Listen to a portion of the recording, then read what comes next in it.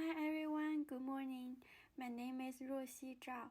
I'm a second-year student at UC Merced, and I'm going to talk about Merced Arts and Cultural District presented by the Merced County Art Council.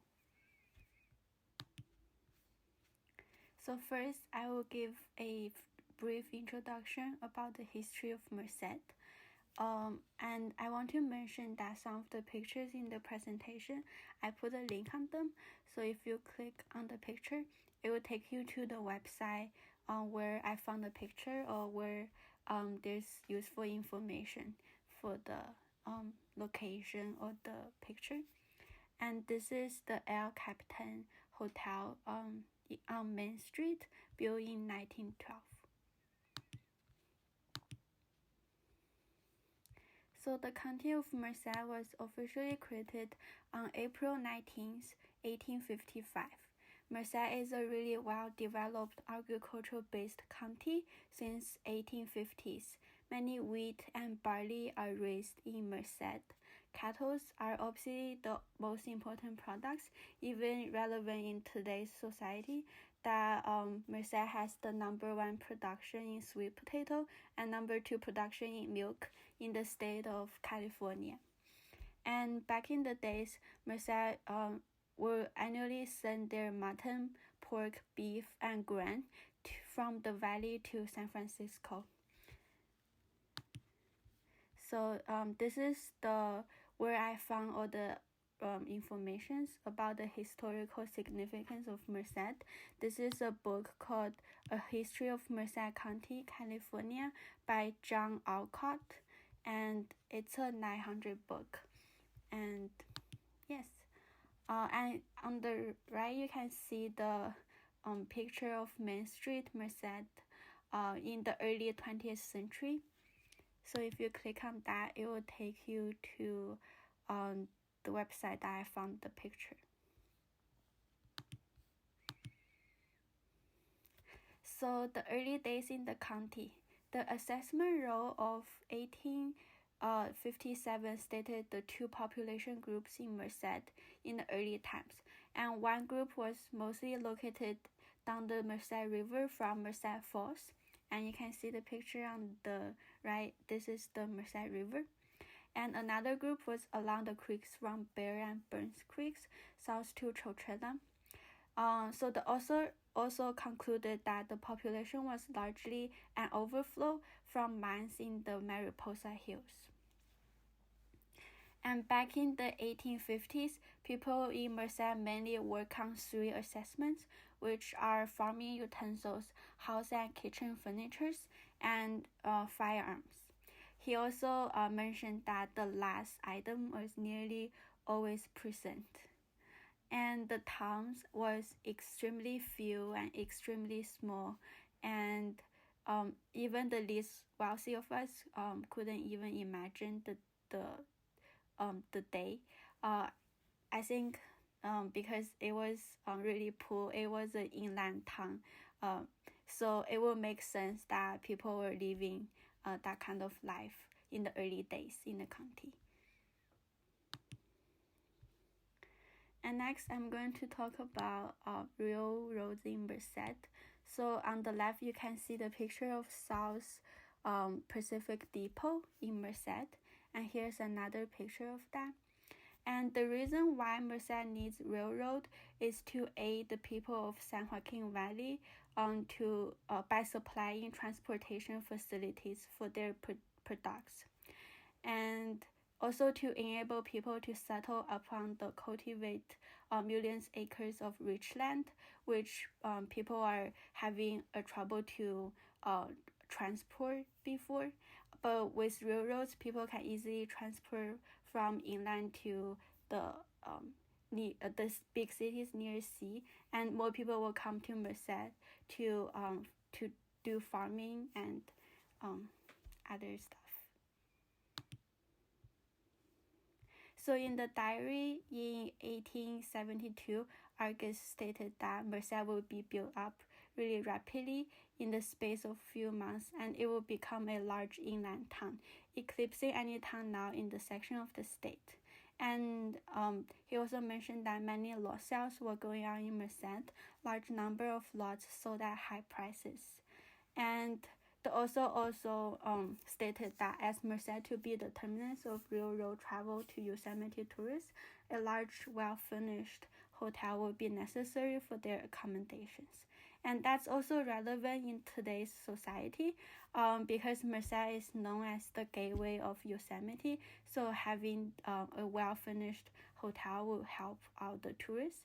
And it's also attracting more tourists to come to Merced before they visit Yosemite. So Merced becomes the county seat in the fall of 1872. After several elections, the county seat was transferred from Snelling to Merced. And next, I'm going to talk about population in Merced along the history. So the first federal census of Merced County was in 1860, and the county's population by then was only 1,141. And then 10 years later, that number grew to 2,807 people. And the demographic in the early days in the county was mostly made up with white populations. And in 1880s, there are 575 Chinese population due to the development of the railroads, and they come here to build the railroads. And here is a demographic of Merced nowadays in 2019. You can see majority of the population is Hispanic, with white population being 23.7%, Asian population being 12.6%, and black population being 3%. And next, I'm going to talk about why Merced needs a cultural district. So the Merced County Art Council is interested in being one of the catalysts for revitalizing the quality of life and contributing to the economic development of the city of Merced through arts and cultural events, as many other cities in the U.S. So the stakeholders are the City of Merced, Merced County Office of Education, Merced Main Street Association, Merced Symphony, Merced Theater, Merced Shakes, UC Merced, and the Merced College. So what is an arts and cultural district? So it is a well-defined geographic area with a high concentration of cultural resources and activities, which attracts artists and creative entrepreneurs to the surrounding areas and encourage economic development and preservation and reuse of historic buildings, which is really relevant in Merced because we have a lot of historic buildings and I would love to see them being reused. And to foster local cultural development and provide a focal point to celebrate and strengthening the cultural identity of the community. And this is from the Assembly Bill number 189. It is a California Art Act passed in 1875 to help California to develop the art and cultural districts.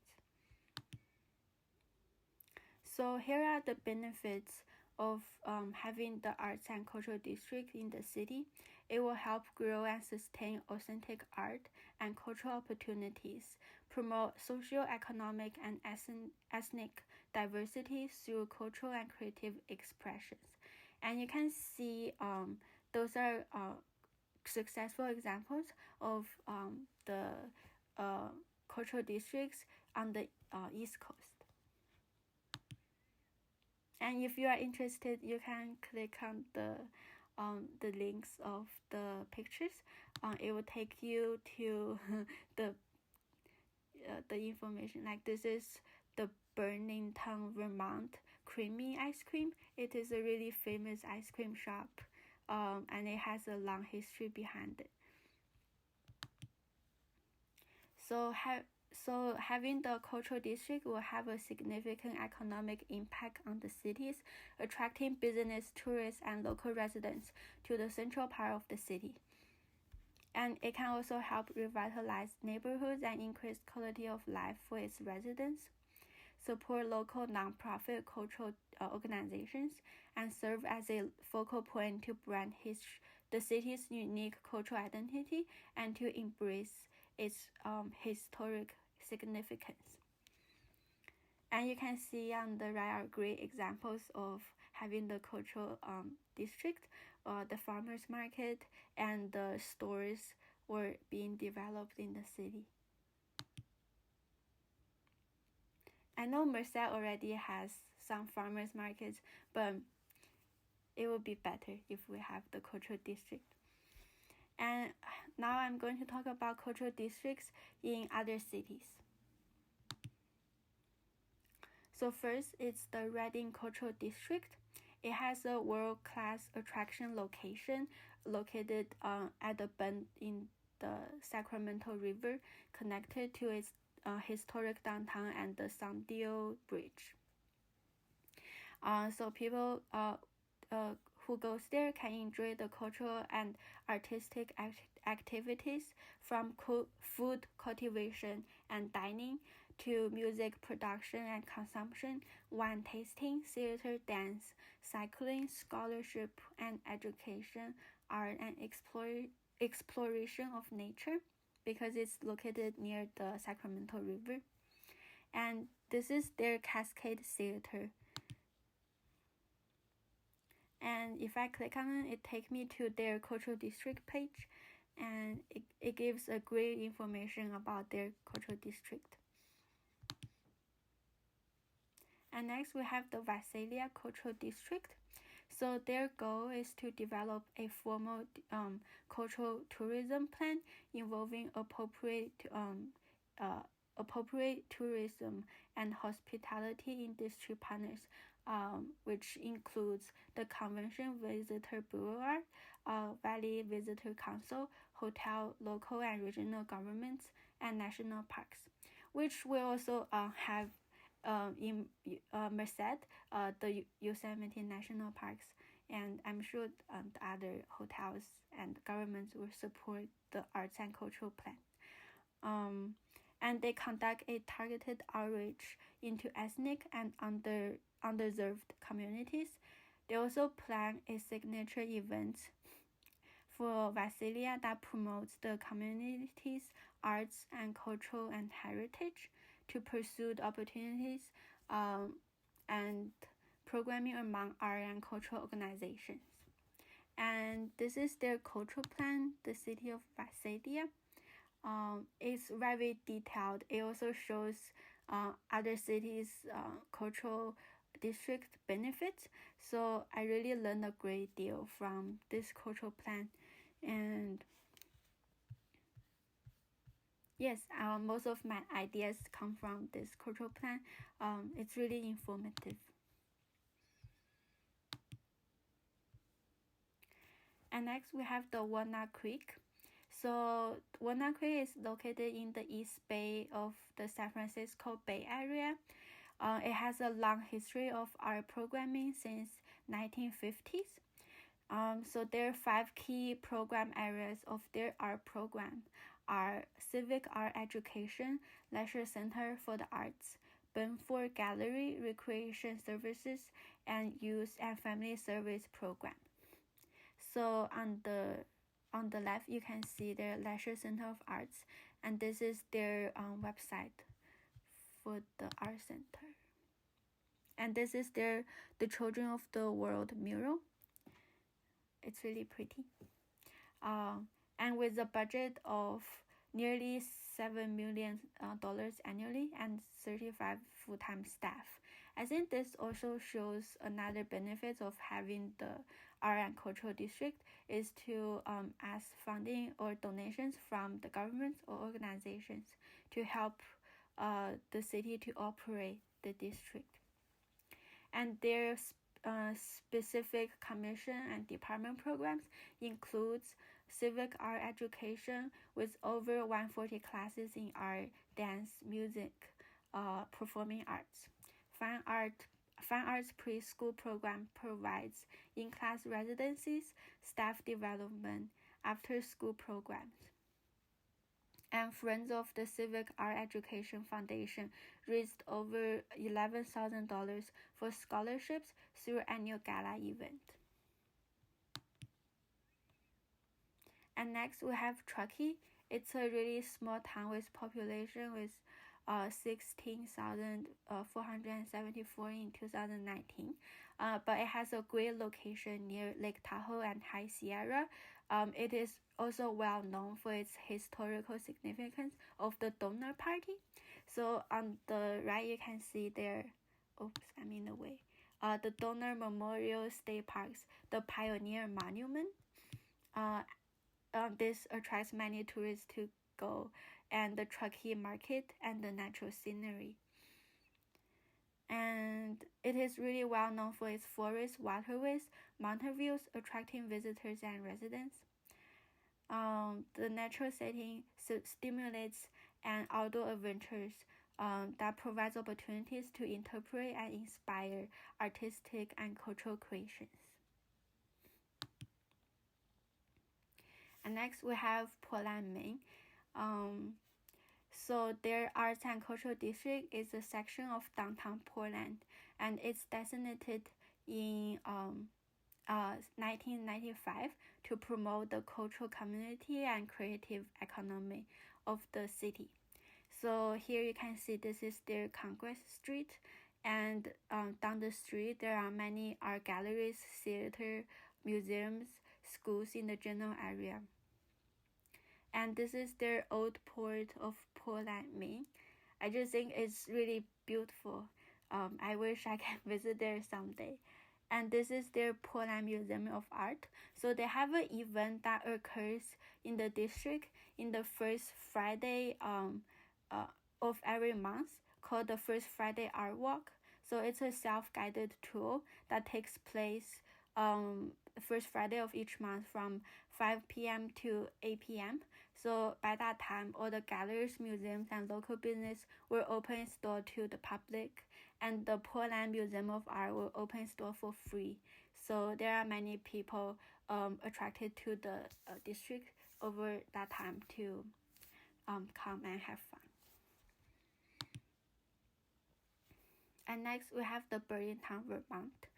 So this city was abandoned because of the Industrial Revolution dissolved and the business moved to elsewhere.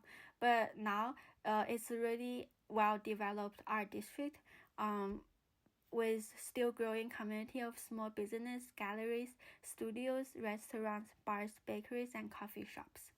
And on the right, you can see their events of Ballet Vermont.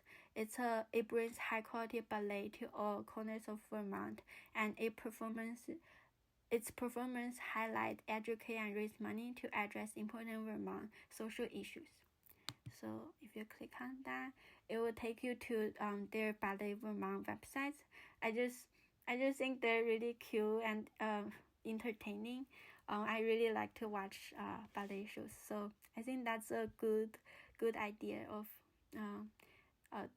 of the cultural events in the district. And you can see there are different events, and they even offer ballet classes. And they also has the symphony orchestra. It's a statewide orchestra that travels to any concert hall to share their music. And this is their Church Street Marketplace. It's also a part of the district, and if you go to their website, it will show you like their events on the Church Street and different restaurants, bars, and stores there. And obviously that concludes the benefits of having the arts and cultural district. there are economic benefits indeed. So in Reading Cultural Districts, there are nearly 70 public art sites, more than 50 restaurants, bars, and coffee shops. Performing artists from all over the world will perform in the historic Cascade Theatre and Reading Civic Auditorium. And there are also Carter House Gallery, Old City Halls, Turtle Bays, and the Sundale Bridge to attract the tourists. Same for Truckee. Over the years, Truckee has attracted and grown an big community, result over a dozen art galleries, and there most recently they also have a new 3,000 square foot makerspace.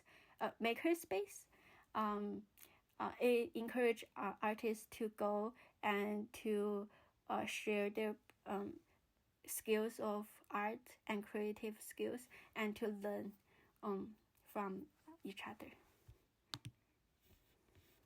And now I'm going to talk about what Merced has in place already for its rich cultural and arts background. So I call it the Center of Thriving Arts. And first of all, of course, there's the Merced Theater. And this photo was by Dave Nielsen. And this is the inside photo of the Merced Theater. It's really delicate and really cute. And this is the Arkamanga Center outside of Merced Theater. It has beautiful lightings at night. And the Multicultural Art Center, the outside look and the inside look. I really like the building. I had the opportunity to visit there in person during my project, and it's just a really well designed building, and I love it.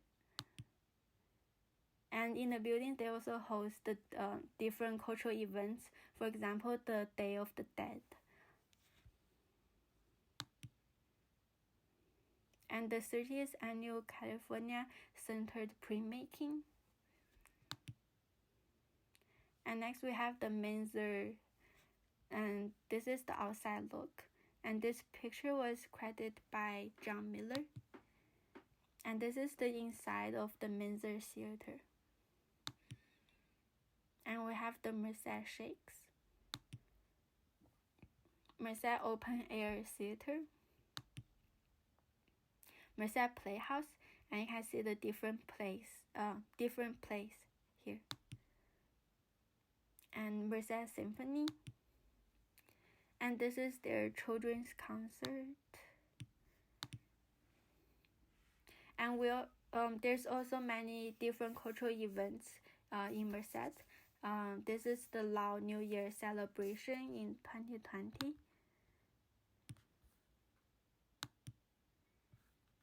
And of course, we have the National Wildlife Refuge. So if you click on the links, it will take you to the website. I found the photos and a brief information about the wildlife reserve. And agriculture in Merced. And this picture I actually found it on the UC Merced Twitter. It reminds me of when I was still on the campus, the outside look. When I was of the campus, I was seeing many cows laying around and eating grass. And so much more. And this is the Kiki Reina Tahiti Fete. This is their 40th anniversary. They had this event since 1979. And the Food Waste Awareness Month. And the Hmong New Year in 2016, I believe.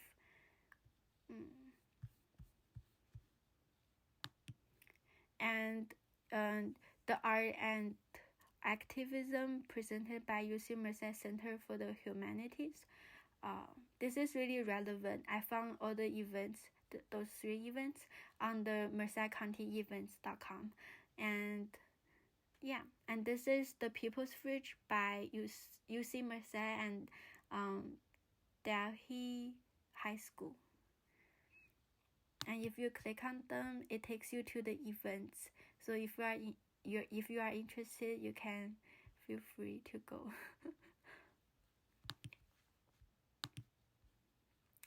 So what are we looking for? So we're looking for a cultural district to represent Merced history and the community. Also a focal point of the city to celebrate art and attract artists. Also tourists, and to encourage economic development to the surrounding areas and cultural activities and events. Also encourage the preservation and reuse of the historical buildings. And that's it for my presentation. Thank you so much for watching and listening. I know it's a long presentation. Here is my email. If you have any questions, feel free to email me. I'm sorry I couldn't make it today because of my physics midterm, but I'm really happy to answer any question you have regarding the presentation. And this is the credits. I want to thank Sarah Lim for helping me find the historical significance of Merced. And I want to give my special thanks to Gil, Cassie, and Colton. Thank you so much in helping me in this project. I really had a fun time, and I appreciate the in-person tour you gave me in the Mac. And yeah, it was a really fun project to work with, and thank you so much for all of your help. And here is my bibliography, all the links. The photos in the slides are also has a link. So if you click on them, it will take you to the designated place. And that's it for my presentation. Thank you for watching. Bye.